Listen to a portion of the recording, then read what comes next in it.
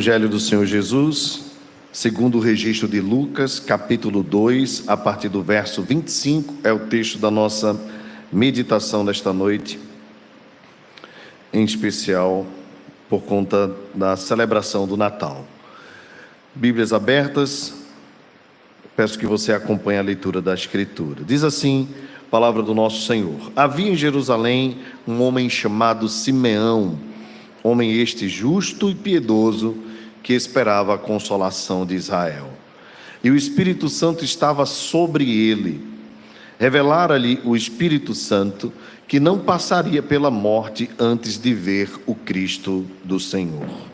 Movido pelo Espírito, foi ao templo, e quando os pais trouxeram o menino Jesus para fazerem com ele o que a lei ordenava, Simeão o tomou nos braços e louvou a Deus, dizendo: agora, Senhor, podes despedir em paz o teu servo, segundo a tua palavra, porque os meus olhos já viram a tua salvação, a qual preparaste diante de todos os povos, luz para a revelação aos gentios e para a glória do teu povo de Israel.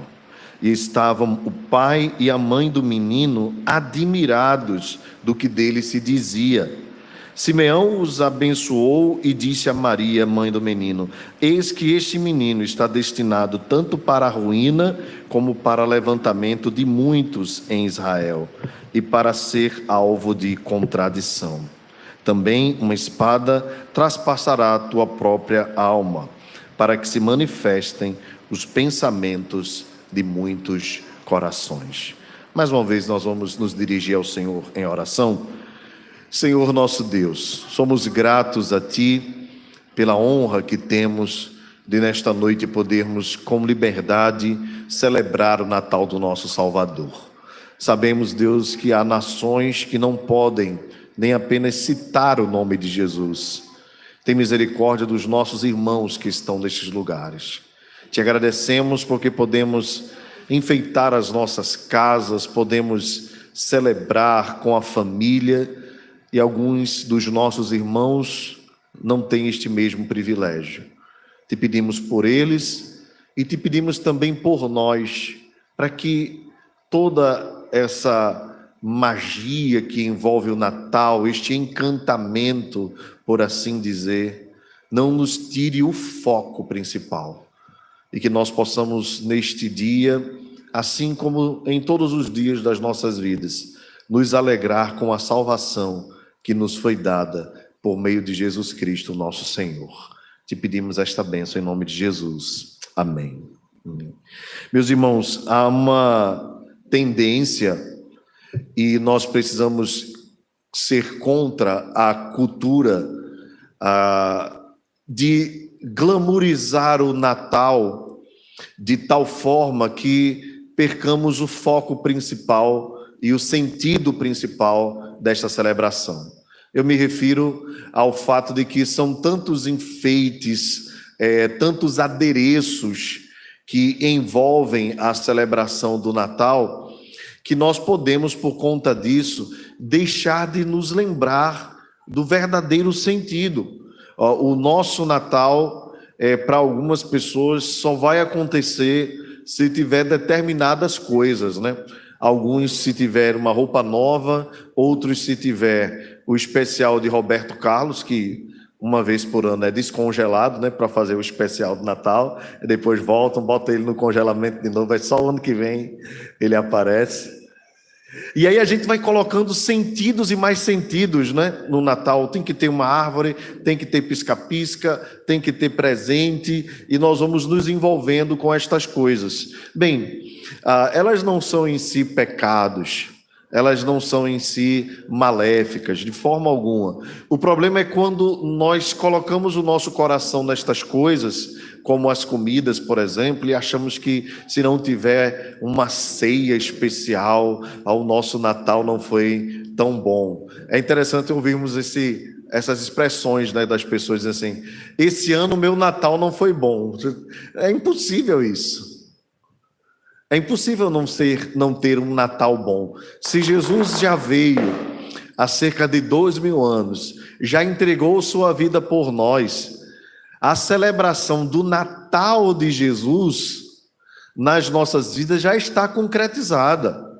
Você pode não estar bem de saúde, você pode não estar bem financeiramente, mas o propósito pelo qual Jesus veio, que foi salvar as nossas vidas, nos religar a Deus, ele já concretizou. Por isso não há possibilidade de nós termos um Natal ruim. Não há. Esta é a realidade espiritual do Natal para nós cristãos. É claro que nós queremos, neste período e em todos os períodos da nossa vida, termos uma vida mansa, tranquila, pacífica, saudável, e também não há mal nenhum em desejar estar bem neste período, né? Como em todos os outros períodos. A questão é que nós não podemos ficar focados nestas coisas e perdermos de vista a essência do Natal, a verdadeira natureza do Natal. E aqui eu queria lembrar do exemplo de Simeão e de como Simeão aproveitou bem o Natal que ele tanto esperava e como nós devemos também desfrutar bem do Natal do nosso Salvador. Antes disso, eu queria lembrar aos irmãos que esse texto que nós acabamos de ler foi escrito pelo evangelista Lucas. Lucas é um dos 4 evangelistas. O evangelho dele é considerado sinóptico, né? Porque é semelhante ao evangelho de Mateus e de Marcos, e diferente deles 3, apenas o evangelho de João não faz parte dos sinóticos. Lucas era um médico e também foi historiador. Se nós compararmos em termos de capítulos e versículos, né, a quantidade do texto, Lucas é o maior escritor do Novo Testamento, porque juntando o Evangelho de Lucas mais o livro de Atos, é o maior corpo de escrito do Novo Testamento, maior até do que as cartas do apóstolo Paulo, juntando todas. Um outro detalhe importante é que Lucas não foi um dos discípulos de Jesus primários, é aqueles que nós chamamos de secundários. Não sabemos como foi a sua conversão, mas ele era grego pelo próprio nome e também andou com Paulo, pelo menos a partir da sua segunda viagem missionária. Quando nós vemos no relato de Atos, o evangelista Lucas citando Paulo na primeira pessoa, na segunda viagem, depois ele diz, e nós, então ele se coloca dentro do processo, junto com o apóstolo Paulo, de alcançar, naquela ocasião, a região da Acaia e da Macedônia, hoje conhecida por nós como Europa. Portanto, ele andou com Paulo, e Paulo, que esteve próximo aos discípulos, né, os principais apóstolos, possivelmente ele bebeu muito desta fonte chamada apóstolo Paulo. Ele escreve o Evangelho e também o livro de Atos, que possivelmente eram um só livro, alguém que ele chama de Teófilo. Há muitas especulações a respeito de Teófilo, mas o que nós podemos deduzir é que Teófilo era um homem muito importante na região da greco-romana. Não sabemos que posição ele tinha, mas pela forma como Lucas se refere a ele, chamando de excelentíssimo Teófilo, demonstra então que ele era um homem de fato importante e talvez até mesmo um homem muito rico.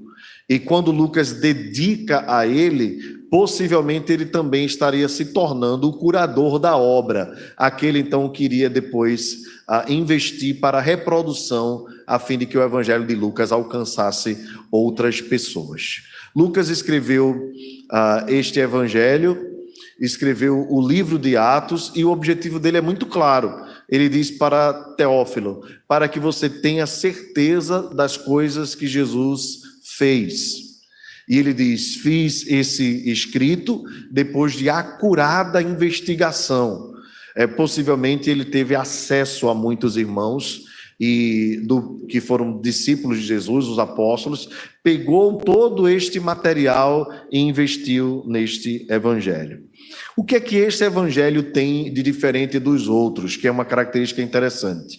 Pelo fato dele ter sido escrito por Lucas, que foi o único autor bíblico que não era judeu, ou seja, era um gentio, um grego, ele também destaca nas suas narrativas pessoas que não eram judias. Ou seja, o Evangelho de Lucas, ele é uma abertura para o mundo gentílico, enquanto os outros três traziam questões muito ligadas ao judaísmo.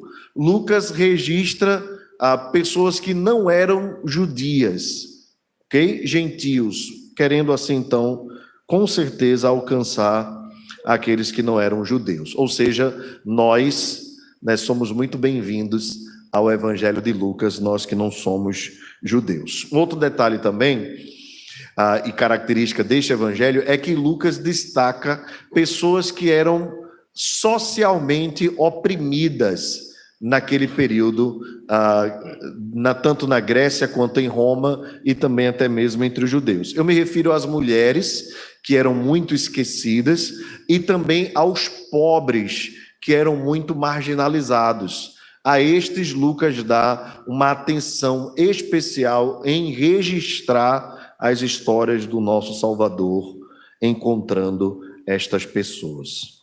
Pois bem, irmãos, com esse pano de fundo, eu queria então que você agora mergulhasse comigo um pouco na expectativa de Simeão.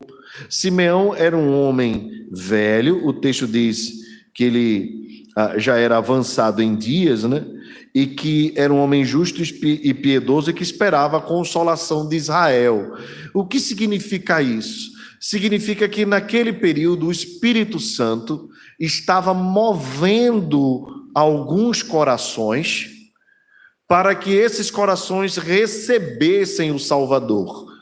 E esse momento em que o Salvador vem é chamado pelo apóstolo Paulo de plenitude dos tempos. O que significa isso, irmãos? É como se durante todo o período, desde a queda do homem lá em Adão, até a chegada do nosso Salvador, fosse o parto, a gestação, mais ou menos essa ideia. E quando Jesus vem, é a hora que as dores de parto mais estão apertando, é a hora que o Salvador está chegando, como uma mãe dá à luz a um filho. Ou seja, era o período então mais majestoso da história. Deus havia preparado o mundo para aquele momento. Essa preparação poderia envolver três coisas, pelo menos: a religião judaica, o monoteísmo, que havia alcançado muito daquela região, através do judaísmo, das dispersões pelas quais Israel enfrentou. Havia muitas sinagogas, quando a gente vê as histórias de Paulo chegando nas cidades, nós vemos, e Paulo foi na sinagoga, o monoteísmo estava crescendo também naquele período, apesar de muita idolatria. Uma outra coisa importante para a gente entender plenitude dos tempos é a língua. Os povos tinham muitas línguas desde Babel, mas naquele tempo a língua grega, por conta de Alexandre o Grande e do momento em que a Grécia invadiu e alcançou boa parte das nações, a língua grega havia se espalhado. Naquele período era a língua grega koiné, o grego comum. E muitos dos escritos eram feitos em gregos, assim como o Novo Testamento todo foi escrito em grego. Isso facilitaria a história do Salvador ser contada para outras pessoas. E por fim, duas situações ligadas a Roma. Eu falei então do judaísmo, da língua grega, e citando Roma, nós podemos pensar duas questões: a Pax Romana, muito comum, ensinado nos livros de história, no ensino médio. O que era a Pax Romana? Os romanos, quando dominaram o mundo, eles fizeram um tipo de acordo em que permitia que os povos que estavam sob a sua autoridade tivessem suas religiões particulares. E eles procuravam não se envolver com questões religiosas. Tanto que nós lembramos que Jesus foi primeiro para Pilatos. Pilatos não quis assumir o BO, Aí manda para Herodes, Herodes também não quis assumir, manda para Pilatos de novo, e Pilatos não querendo se envolver, o que é que ele faz? Lava as mãos, porque era culturalmente assumido entre os romanos que eles não queriam se envolver com questões religiosas, aquela era uma questão do povo judaico. E de fato foi o povo judeu que pressionou até que tudo aquilo acontecesse com o nosso Salvador. Sabemos, lógico, que acima de tudo havia um plano do nosso Deus soberano para que acontecesse daquela forma. E outra coisa ligada a Roma foi a construção das estradas. Roma se destaca pelo fato de que naquele período haviam poucas estradas, então Roma vai planeando as ruas, as estradas principais, e assim tanto o evangelho quanto outras notícias se espalhavam com mais facilidade. Essa plenitude dos tempos, então, estava chegando agora ao mundo. Havia uma expectativa enorme, porque desde a última palavra de Deus ao homem até a vinda do Messias foram 400 anos de silêncio, no período interbíblico ou intertestamentário. Desde Malaquias, foi a última vez que Deus falou, e Deus se manifestou a Malaquias dizendo que haveria de vir um novo Elias. E no primeiro capítulo, né, de Lucas, nós vemos Zacarias recebendo a informação de que, embora estéril, né, ele e Isabel, e velhos, dariam luz àquele que seria o novo Elias. E aí vem a chegada de João Batista como aquele que foi o precursor do ministério de Jesus, aquele que veio para preparar o caminho. Então veja o cenário se armando. Religião judaica, monoteísmo, a língua grega, as estradas romanas e a pax romana, o Espírito Santo movendo o coração de alguns homens, como Zacarias, que teve a visão no seu turno no templo, né? Teve a visão do anjo Gabriel, o anjo apareceu a ele e anunciou que ele daria, junto com sua esposa, né, dariam à luz um filho, né? E a coisa vai chegando ao momento mais sublime, que é o nascimento do nosso Salvador, que acontece no início aqui do capítulo 2. Logo depois do nascimento de Jesus, ele é levado para ser circuncidado 8 dias depois, como era costume, e então ele é apresentado no templo. Lembrando aqui que o termo apresentado aqui seria melhor proposto se fosse a ideia da circuncisão mesmo, né? Era o batismo da antiga aliança, como nós cremos, pois somos aliancistas, né? Cremos que Deus tem uma só aliança, que ele administra de 2 formas, mas ele tem um só povo. Pois bem, o destaque que é dado a Simeão é que ele era um homem justo e piedoso, e que esperava a consolação de Israel, e o Espírito Santo estava sobre ele. Aqui, irmãos, é importante entendermos, né? Algumas pessoas são destacadas por sua justiça e piedade. A Bíblia diz, por exemplo, que Noé era um homem justo e bom. A Bíblia diz que Noé andava com Deus. A Bíblia fala de Zacarias como um homem que era extremamente seguidor da lei. Então nós vemos esses destaques. E o Espírito Santo estava sobre ele. Aqui é uma característica especial. Nós sabemos que o Espírito Santo habita dentro do povo de Deus, mas nesse caso, além da habitação do Espírito, havia uma graça especial do Espírito sobre a vida de Simeão. E ele esperava, portanto, essa consolação de Israel. Talvez a ideia que Lucas queira passar é o fato de que ele, diferentemente de muitos naquele período que estavam dispersos, ele tinha um coração voltado para o Senhor, com a grande expectativa de, antes de partir, ver o Salvador.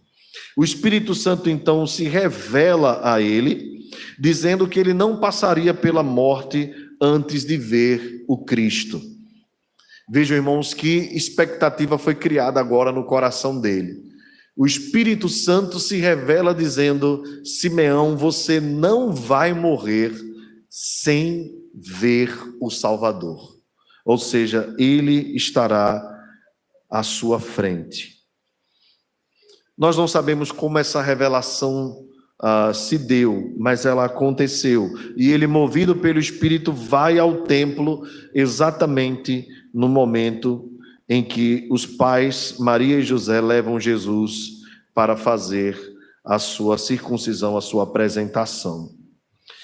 Aqui, irmãos, o que nos comove no texto são as expressões de Simeão, e eu queria destacá-las aqui. O texto diz que Simeão o tomou nos braços. Nós não sabemos se Simeão era um sacerdote, nós não sabemos se ele fazia parte de da cerimônia, né, que envolvia aquela apresentação de Jesus no templo, mas nós sabemos que ele toma o menino nos braços e louva a Deus. A coisa foi tão clara para Simeão que ele não tem nenhum tipo de hesitação. O texto aqui nos mostra que ele toma a atitude de segurar o menino nos braços. Tudo pode indicar que ele fazia parte da cerimônia, mas a sua expressão se destaca, e por isso o registro de Lucas, porque ele diz: agora, Senhor, podes despedir em paz o teu servo. É como se ele dissesse assim: Senhor, eu tenho agora convicção de que aquela revelação se concretizou, de que chegou o tempo, e eu estou inclusive disposto a morrer, eu estou satisfeito. Esse é o sentimento de Simeão. Irmãos, há uma canção que diz: estou satisfeito em Jesus, ou sou satisfeito em meu Salvador. E é exatamente isso que eu queria refletir com os irmãos nesta noite. Porque se nós temos o Salvador, como diz o hino, quero o Salvador comigo, nós devemos estar satisfeitos. Ainda que o nosso Natal não seja com a saúde que nós gostaríamos de estar, nem com o dinheiro que nós gostaríamos de estar, nem com os parentes que nós gostaríamos de estar. Talvez alguns estão com parentes nos hospitais, talvez até nos presídios, outros estão distantes, né, por questões diversas. As circunstâncias podem fazer com que nós não tenhamos o Natal ao nosso gosto, mas se nós temos o verdadeiro Natal, se nós temos Jesus, nós temos a satisfação plena ao ponto de dizer: Senhor, eu nada mais preciso se eu tenho o Senhor.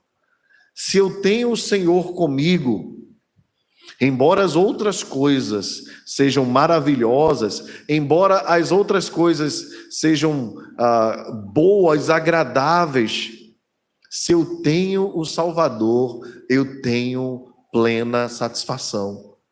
Eu tenho tudo o que eu preciso. Ele é a nossa satisfação, Ele é a nossa alegria. Ó Deus, ó irmãos, como é pesaroso ver as pessoas neste período se rasgando, se entristecendo, porque não tem isso ou não tem aquilo, colocando suas expectativas nas coisas materiais. Às vezes as ceias de Natal são repletas de alimentos, mas vazias do alimento espiritual, de Jesus. Quantos não vão nesta noite passar o Natal envolvidos em bebedices, glutonarias? Quantos não vão nesta noite passar o Natal dançando músicas impróprias, cantando coisas impróprias? Você vê as propagandas na televisão dizendo que o Natal é tudo. Natal é tempo de felicidade, Natal é tempo de ajudar as pessoas, Natal é tempo disso, é tempo daquilo. e pouco se ouve falar sobre Jesus. É como se as pessoas viessem festejar o seu aniversário, se confraternizassem, esquecessem de falar com você, que é o aniversariante. Assim é o Natal em muitas casas, assim é o Natal em muitas famílias.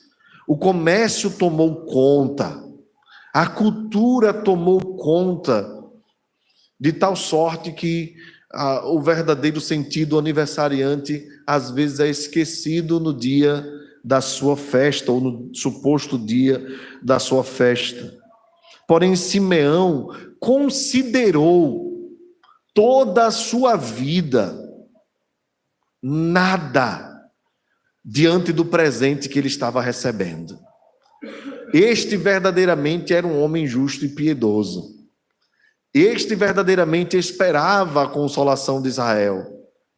Porque embora certamente ele tivesse muitas coisas, né? Simeão talvez tivesse a sua casa, tivesse sua família, talvez tivesse filhos e tantas outras coisas que são maravilhosas, e Deus é quem nos concede estas coisas. Mas uma coisa só é a mais preciosa de todas, e é Jesus. E Simeão considerou Jesus tão importante que nem mesmo as outras coisas se colocaram acima de Jesus, inclusive nem mesmo a sua própria vida. Ele diz: agora podes despedir em paz o teu servo. Você já pensou a respeito disso? O que é que nós temos de mais precioso? Naturalmente, nós sabemos, nesta vida, que nós temos de mais precioso é a nossa vida. Porque sem a nossa vida nós não temos nada. Concordam comigo? Essa é uma lógica simples e clara. Todas as outras coisas são maravilhosas, mas a nossa vida é muito preciosa para nós. Por isso nós nos cuidamos, fazemos o nosso asseio, por isso nós buscamos preservar a nossa vida, às vezes a todo custo, não é verdade? Porque a nossa vida é preciosa. A nossa família é preciosa, os nossos bens são preciosos, tudo que nós temos que são bênçãos de Deus, são preciosos para nós, e nós precisamos zelar, nós precisamos administrar bem tudo que Deus nos deu, marido, esposa, filhos, pais, mães, tudo isto é maravilhoso, mas nada é mais maravilhoso do que Jesus. É isso que Simeão está dizendo, nem a nossa própria vida é mais preciosa do que Jesus. Por isso ele diz: agora, Senhor, podes despedir em paz o teu servo, segundo a tua palavra. A palavra era aquela que tinha dito que ele não passaria da morte antes de ver o Cristo do Senhor. A satisfação de Simeão estava em Jesus. A minha pergunta nesta noite de Natal, é: onde está a sua satisfação? Onde está a sua alegria? Onde está a sua suficiência? Sabe o que um teste bom para nós percebermos isso? É quando nos falta. Porque quando nós temos, nós não sentimos muito, mas quando nos falta... Você, por exemplo, já agradeceu hoje, pela sua saúde? Talvez muitos de nós não agradecemos por nossa saúde, mas num dia só, que um pé de cabelo cresce, um furúnculo, uma unha encravada, aí nós percebemos como a nossa saúde é importante. Não precisa nem ser nada grave. Você tem dado graças a Deus pelo seu trabalho? Já passou um tempo desempregado? Só quem já ficou desempregado sabe a importância do trabalho. Então, às vezes, nós não percebemos as coisas com que Deus tem nos cercado e que são maravilhosas. Mas Deus não nos deu estas coisas para elas suplantarem a Ele. Todas as bênçãos são derivadas dEle. Quando o povo foi ofertar a casa de Deus lá com Davi se alegrou com o povo, ele foi o primeiro a ofertar. O povo, seguindo o exemplo, começou a levar as ofertas também: ouro, madeira, cobre, prata. E a casa do Senhor estava com todo o material pronto para ser levantada. Aí Davi ora ao Senhor dizendo assim: Senhor, tudo isso que está aqui vem de ti, e das tuas mãos tu damos. Veja que expressão. O povo está dando, Senhor, voluntariamente, mas tudo primeiro veio de ti. Sem ele nós nada temos, irmãos. Sem ele nós nada somos. Mas por que muitas vezes nós deixamos com que estas bênçãos se tornem pedra de tropeço para nós? Este é o grande perigo. E às vezes nós, ao invés de sermos senhores das bênçãos que Deus nos deu, fazermos delas nossos senhores. E aí nós nos tornamos escravos das bênçãos que Deus nos deu. E essas bênçãos já deixam de ser bênção nas nossas vidas e passam a ser maldição, porque servem de atrapalho para nós estarmos mais próximos de Jesus. Meus irmãos, de nada adianta nós virmos aqui nesta noite celebrar o Natal, se na nossa vida toda, no nosso dia a dia, nós somos indiferentes quanto à pessoa de Jesus, nós não conversamos com Ele, nós não ouvimos a sua voz. Você imagina então, festa de aniversário de Luciano, presbítero Luciano. E aí quando Luciano chega na festa dele, tem um monte de gente que ele não conhece. Imagine a cena. Seria um negócio meio esquisito, né? Não seria esquisito? Às vezes os cultos de Natal das igrejas são assim. Repleto de pessoas, eu estou me referindo a nós mesmos. Estou me referindo a ninguém que está assistindo a nossa transmissão em casa. Eu estou me referindo a nós mesmos. A uma das igrejas do Apocalipse, o Senhor Jesus escrevendo, disse: vocês se esqueceram de mim. Há uma igreja, Jesus está falando isso. É capaz de nós estarmos aqui, mas não estarmos nos relacionando com Jesus. E aí chega no dia de hoje, a gente vem cantar para Ele: parabéns para você. Você imagina um parabéns, a festa de aniversário repleta de pessoas desconhecidas? Não tem sentido. Por isso que nessa noite eu queria chamar você a seguir o exemplo de Simeão. Certamente ele não foi um homem perfeito. Ele mesmo disse que necessitava, junto com o povo de Israel, da redenção de Israel. Ele precisava de um redentor. Mas o seu exemplo de quem expressou do fundo do seu coração e com as suas palavras que Jesus era tudo para ele, deve ser para nós um exemplo a ser seguido. Jesus, o Natal de Jesus, só tem sentido real e verdadeiro se Ele for o dono das nossas vidas, se Ele dominar totalmente o nosso coração. Ele diz: se você me ama, siga os meus mandamentos. Aquele que tem os meus mandamentos e o guarda, esse é o que? Me ama. Foi o que Jesus disse, não sou eu que estou dizendo. Eu não estou impondo ou colocando algum obstáculo à sua celebração de Natal nesta noite, de forma nenhuma. Eu estou apenas dizendo o que Jesus disse, que quem o ama o obedece, quem o ama o segue. Você não vai querer estar na festa de Natal de alguém de quem você não ama. E se você quer estar na festa de Natal de Jesus, você precisa amá-lo. E para amá-lo você precisa obedecê-lo.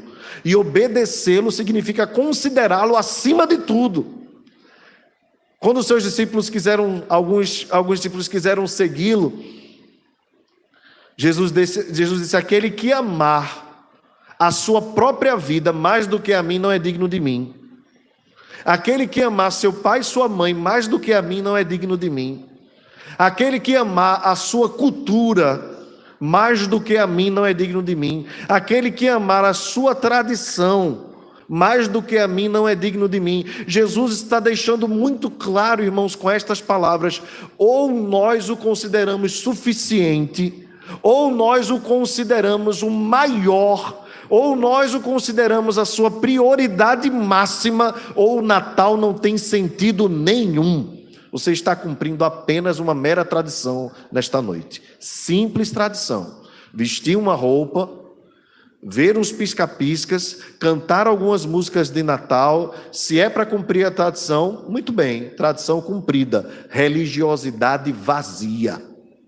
O que Deus quer de nós é que nós nos relacionemos com Ele e que nós o consideremos acima de tudo, o nosso Deus, o nosso amigo, o nosso Senhor. Agora, infelizmente, nos nossos dias, nós cristãos em geral, entenda bem, temos feito do Senhor Jesus o nosso servo. Nós só consideramos Jesus quando os nossos negócios vão bem, quando a nossa promoção no trabalho chega, quando o dinheiro cai na conta, quando a saúde está boa. Esse é verdadeiro amor? Esse é o verdadeiro amor? Nas relações básicas entre pecadores do casamento, nós prometemos permanecer juntos e fiéis na saúde, na riqueza, na tristeza, na pobreza, não é verdade? Na fartura ou na falta. Tudo isso nós prometemos. E por que na nossa relação com Jesus nós só o consideramos quando Ele nos abençoa? E é claro que Ele nos abençoa o tempo todo, mas às vezes o nosso Jesus nos abençoa quando as coisas dão certo, conforme a nossa perspectiva. E aí nós fazemos de Jesus, nós dizemos que Ele é o nosso Senhor, mas fazemos dele o nosso servo. Jesus não veio para ser servo, Ele veio como servo, mas Ele é sempre Senhor. Ele veio como servo para dar o exemplo, Ele veio como servo para dar a sua vida. Mas o Natal que nós celebramos numa manjedoura, a sombra dessa manjedoura sempre teve uma cruz. Sempre. Jesus não veio para ser eternamente uma criança.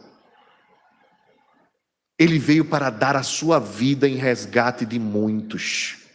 Ele veio para nos comprar com o seu próprio sangue. Você entende isso? O Natal só tem sentido se eu e você nos colocarmos como propriedade de Jesus e dizer para Ele: Senhor, faz da nossa vida, da minha vida, o que bem quiseres. Toma a minha vida por inteiro. Toma a minha vida, pois eu te pertenço. Deixa Jesus administrar o teu tempo.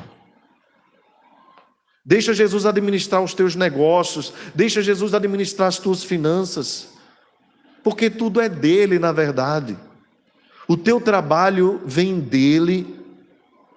Os teus bens vêm dele. A tua saúde vem dele. E a tua vida só existe porque Ele te dá fôlego todos os dias. É Ele quem dá, e no dia que Ele quiser tirar, Ele tira. Por isso nós precisamos considerar o nosso tempo, considerar a nossa vida, considerar para que nós temos vivido. Se assim não for, de nada adianta Chester, salpicão, uva passa, de nada adianta vinho, de nada adianta a ceia repleta, de nada adianta casa enfeitada, é tudo religião vazia.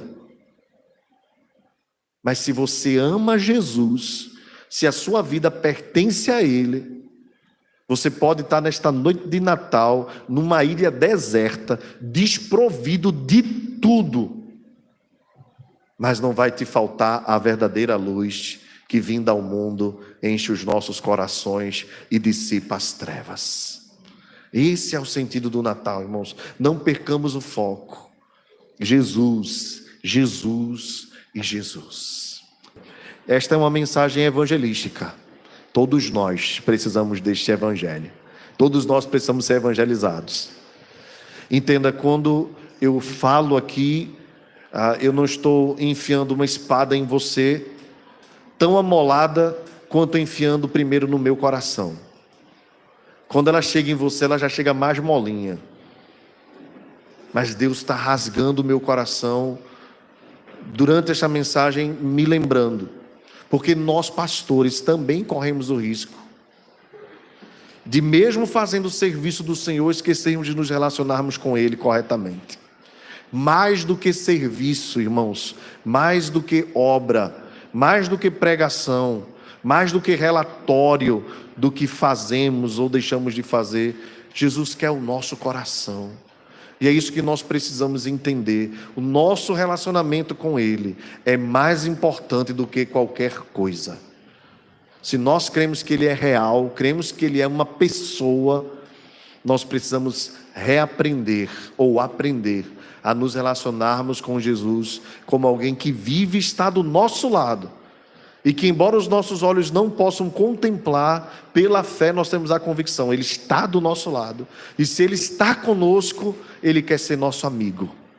E nós precisamos falar com Ele, conversar com Ele, nos relacionar com Ele. Nós precisamos amá-lo de todo o nosso coração.